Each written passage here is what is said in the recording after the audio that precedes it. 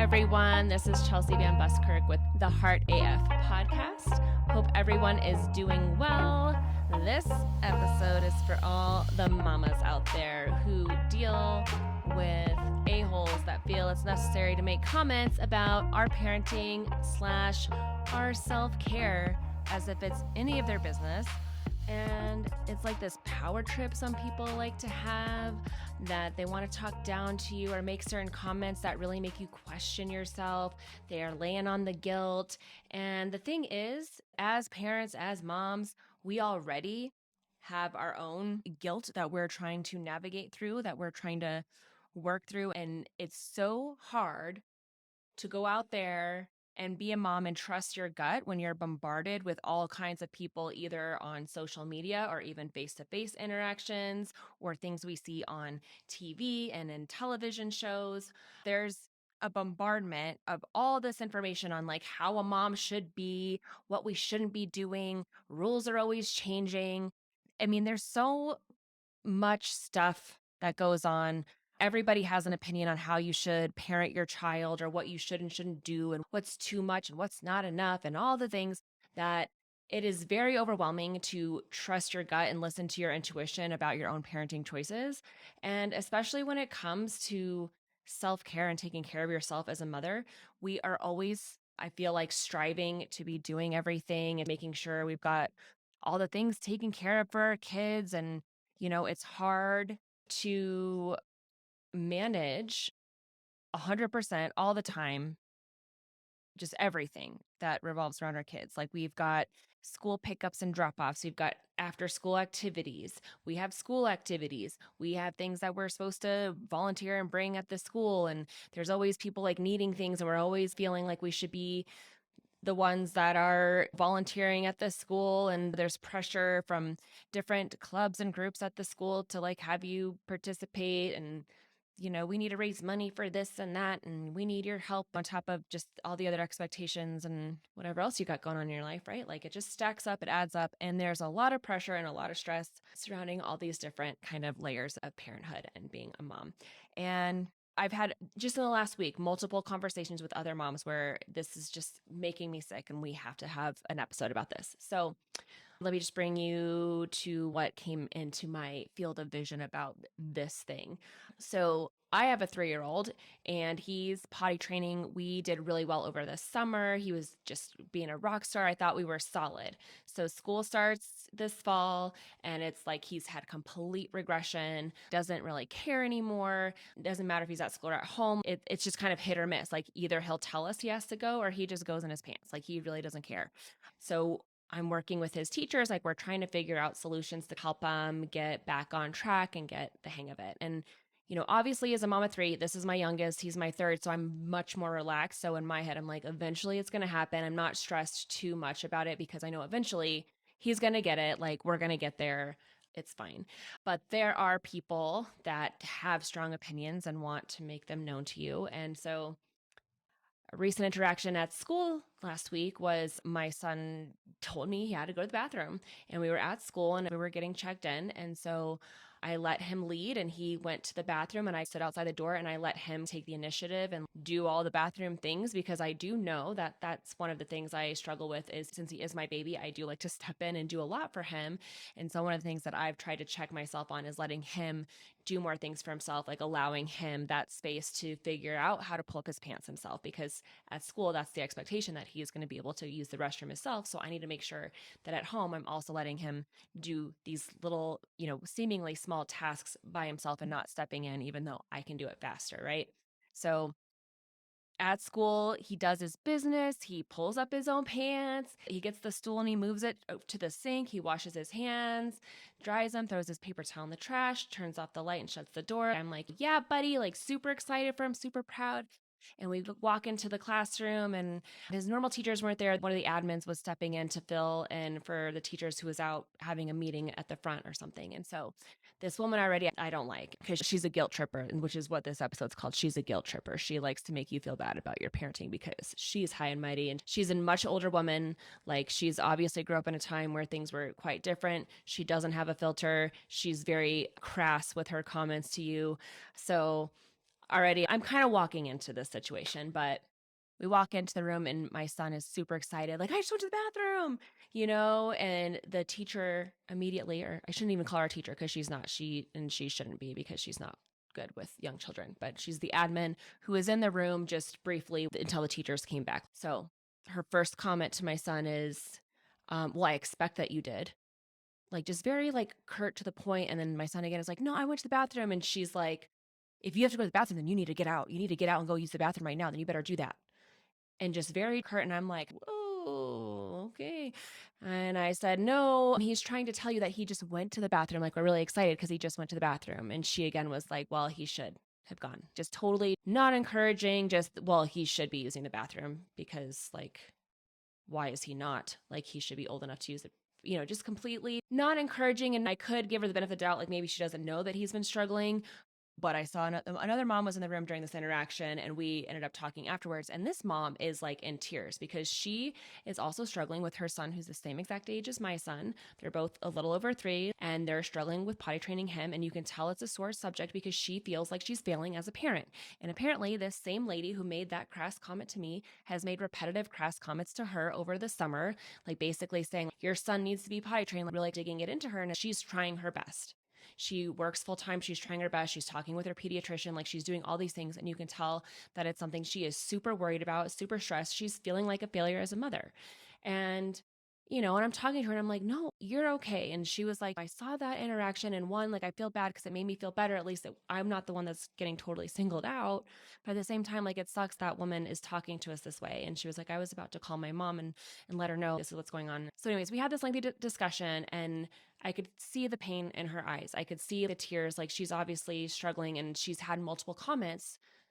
She confided in me about how she's even gotten notes from this same lady who's not even the teacher, just an admin who wants to give her opinion, writing her notes saying, you can't be feeding your kid the same lunch every day. He needs more variety and stuff. And I'm like, are you fucking kidding me? Like, give me a fucking break. Like, out of all the things I'm doing, you're going to critique the lunches I'm packing. Like, first of all, toddlers are hard enough to get them to eat, right? Like, they're picky as fuck. Like, you feed them what they'll eat, right? It just irritates me that people have this need to put down another mom or make them feel bad about the way that they're doing things when they're obviously doing their best. And let me tell you, coming from my growing up and having a mom as an addict, like, at least us parents, we're there for our kids. They've got a roof over their heads. They're being fed, right? Like, they have food, they have a loving home, and they have a stable home. So, their needs are being met. Like, I don't need to be critiqued about what I'm feeding my child. If my child is eating, that's great, right? If they've got food on their plate that I can feed them, that is a win. That is a success.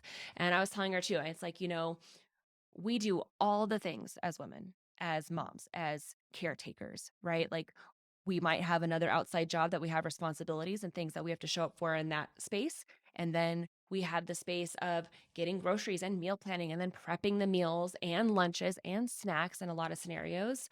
So there's all these things that we're taking on. And it's like, you don't get that level of recognition when you're doing these day-to-day things. Like, it's just almost this expectation.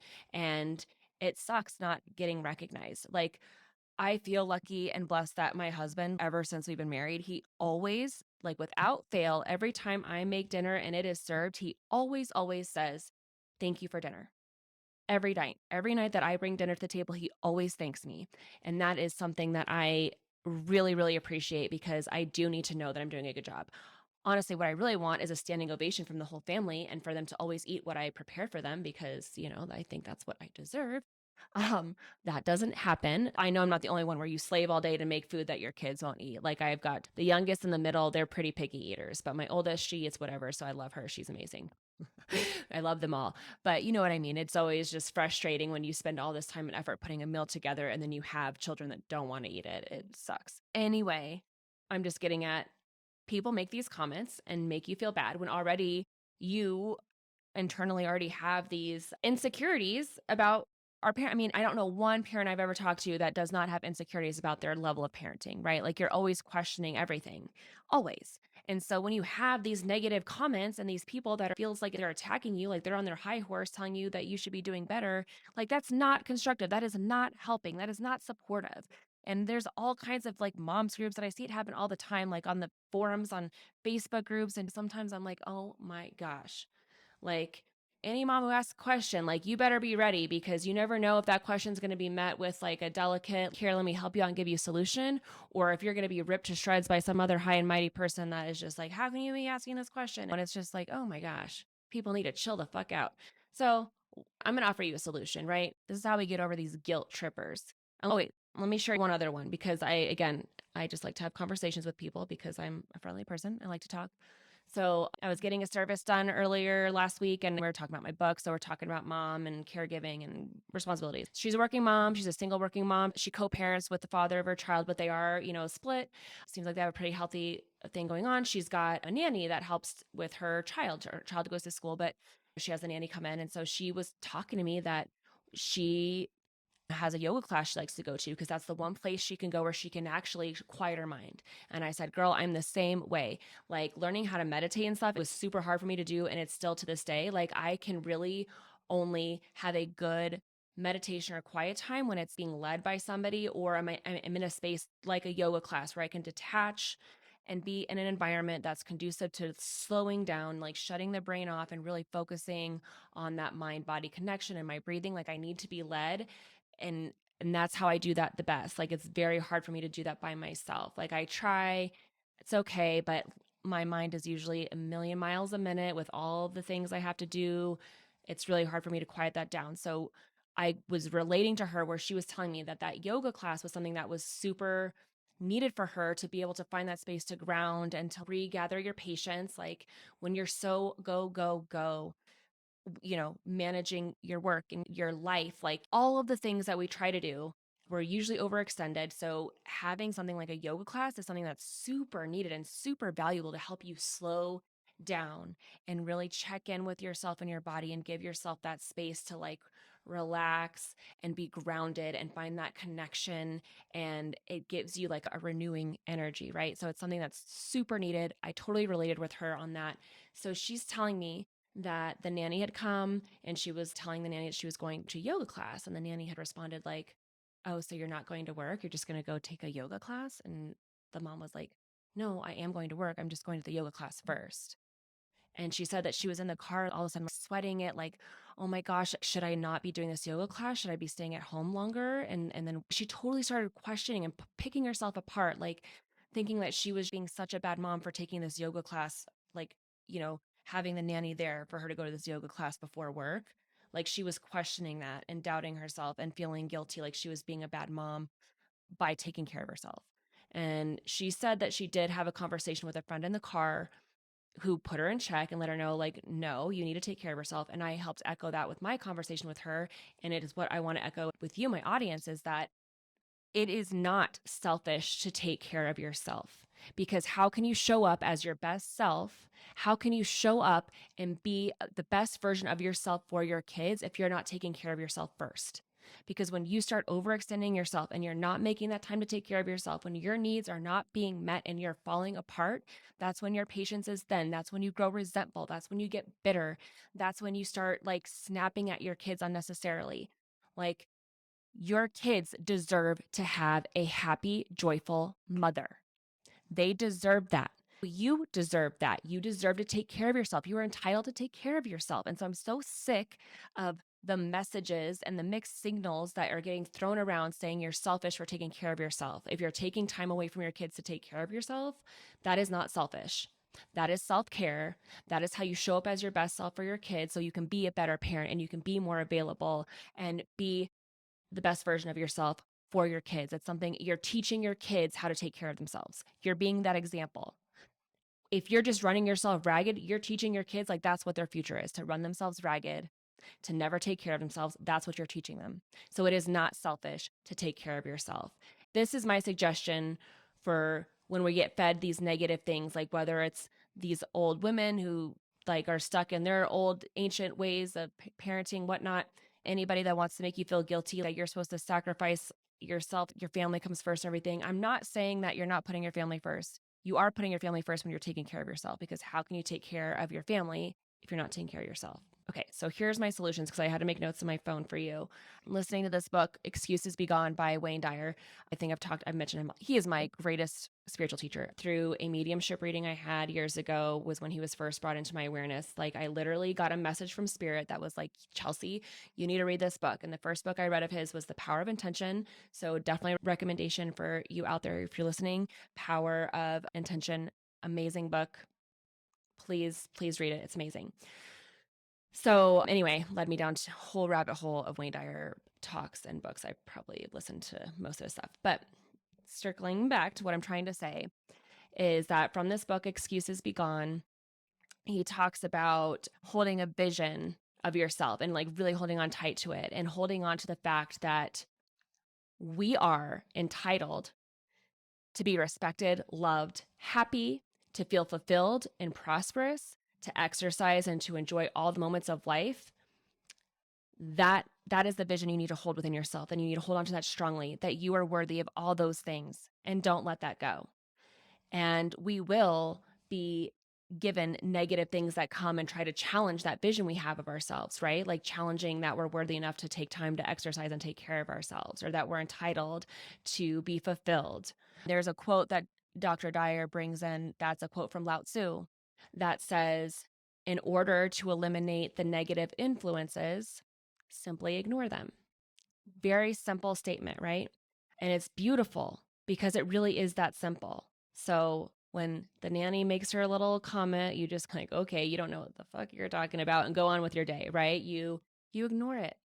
On the situation where that lady said something at the school, I actually did say something to the director at the school. I did make a comment because I feel like she needs to be put in check a bit and not be around young kids, because she obviously does not have the patience. It does not have that teacher mindset where you're meant to encourage children. So I did make a statement about her comments because I saw how it was affecting this other mom too. And luckily they do record videos in all the classrooms. So they were able to go back to that interaction I had that morning where she made the comment about my son's potty training that was like not very encouraging. So it sounds like a minimal thing. And I do feel like a whistleblower in some ways, but also there were some other instances with this lady that she just needs to be in check. If she's the admin, she needs to stay an admin and not be in the classroom. And I just made that known that I don't feel comfortable with her being a leader in one of the classrooms my son is in. Anyway, I think that might be a separate solution, but it is something like where I'm sticking up for what I think, which is a big step for me, honestly. Like I come from being like a classic people pleaser. It's hard for me to speak up for myself or say things, and I hate confrontation. I hate it. It was super uncomfortable when I had this discussion with the directors about this situation, but I am glad that I did say something because, like I said, talking to that other mother, seeing the pain in her, it bothered me too much. I could not say something. And so the message I want to present to you is really just holding on to that vision of yourself and also building up that self-worth and knowing that you have got to take care of yourself and stay strong in your belief, and knowing that you don't let these negative comments guilt trip you. You need to let these people, if they have these comments or these things, like the people online that might be saying some shit and making you feel guilty and questioning your parenting, I want you to ask yourself this: am I loving my child? Am I taking care of myself so I can be the best version of myself for my child? Am I setting a good example for my child and showing them what it means to take care of myself? Am I providing a stable home for my child? Am I there when my child needs me? Like, those are the questions you need to be asking yourself. Not, am I feeding my kid like a variety of different meals every single day that are fully organic and homemade? Like, okay, if you can do that, that is amazing. But also do the best you can. If you're feeding your child, that's what matters. It goes back to like the same controversy over breastfeeding or formula fed babies. Like, the babies are getting fed. That's what matters, right? So if you can breastfeed, that's great. And if you have trouble, you can't, or you don't want to, that's okay too, as long as you're feeding your baby, right? That's what matters. So fuck everybody else that tries to give you their opinion. If you are loving your child, you're doing your best, you're showing up every day, and realizing that you do deserve to take care of yourself. You do deserve to have that, and holding on to that vision of yourself and not letting anything come in the way of that, growing in your confidence and knowing, so you don't be swayed, so you don't doubt yourself. I just think it's so important because, like I said, I know when I talk to that woman, like both of these women in these conversations, like you can hear the pain and that guilt that they were feeling. And it sucks. And I just want to open your eyes. Like if you have felt that guilt, have felt so bad about yourself, about your parenting, like really dig deep and realize what really matters and ask those questions I stated a little bit ago, if you are showing up every day and doing your best, if you are setting a good example for your children by showing them what it means to take care of yourself, by setting boundaries for yourself, by showing up as your best self and just showing them love and reminding your child that you're there for them, like being there for your child, like spending time with your child, that's what matters over having a perfectly clean home, right? Like we get so caught up on these things that we have to do and keeping up appearances. And it's like, that's not what really matters to a child. Like they just want to spend time with you. They want to feel heard and seen, just like we want to feel heard and seen. And we want the round of applause and standing ovation when we come to the dinner table with dinner mate, right? Like that's it. It's so simple. It doesn't have to be complicated. We don't need to take on all this negativity. We can, simple as Lao Tzu says, just ignore it. There is something to be said about putting those blockers on and ignoring the bullshit that people want to try to tell you and staying secure and knowing that you are doing your best and that you are a damn good mom. So say peace out to all those guilt trippers. Tell them to sit the F down, mind their business. We got this. This episode was for all my moms. Know that I love you. I support you. I am here for you. Reach out for anything, any comments about this, any stories that you might have of when people may have tried to guilt trip you on some of the things that you're doing. And just know that you are so deserving of having everything you want, of feeling fulfilled, of being happy, of living joyfully. Like you deserve that. That is your God-given right. You deserve that just by being here. There's nothing you have to do. You deserve that. It's nothing you have to earn. That's just your God-given right to live a joyful life, okay? You can find me on Facebook or Instagram at chelsea.vanbuskirk, or you can visit me on my website, chelseavanbuskirk.com. You can use the contact me form on there. Reach out, let me know what's up, how you doing, how you living, and I'll see you guys next week. Peace.